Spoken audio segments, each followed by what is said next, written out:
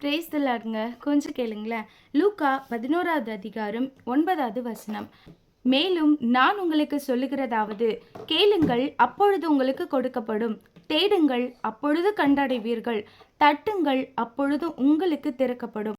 ஆமென். ஹல்லேலூயா. கேள் அப்படின்னா 2 விதமான கேள் இருக்கு. ஒன்று காதால கேட்கறது, இன்னொன்று வாயை திறந்து கேட்கறது. இந்த இடத்துல வாயை திறந்து கேளுன்னு தான் கர்த்தராகிய இயேசு கிறிஸ்து குறிப்பிட்டிருக்கிறாரு. எதை கேட்கணும் அப்படின்னா, நம்ம விருப்பம், நம்ம ஆசைப்பட்டது, நம்ம இச்சையை நிறைவேற்றி கொள்வதற்காக நம்ம விருப்பப்படுறது, இது எல்லாத்தையும் ஆண்டவரிடத்துல கேட்டு பெற்றுக்கொள்ளணும் அப்படின்னு வசனம் சொல்லலைங்க.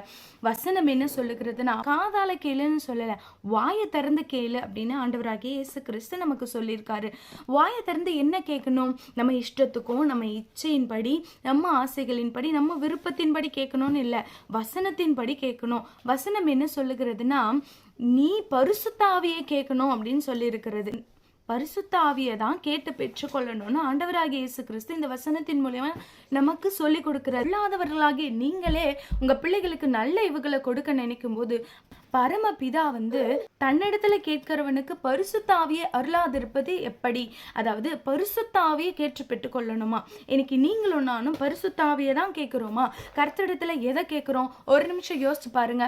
நம்ம ஆசை, நம்ம விருப்பம், நான் ஒரு பொண்ணை லவ் பண்றேன், பையனை லவ் பண்றேன், அவனை கட்டி வச்சிருங்க ஆண்டவரே அப்படின்னு நம்ம ஜெபிக்கிறது.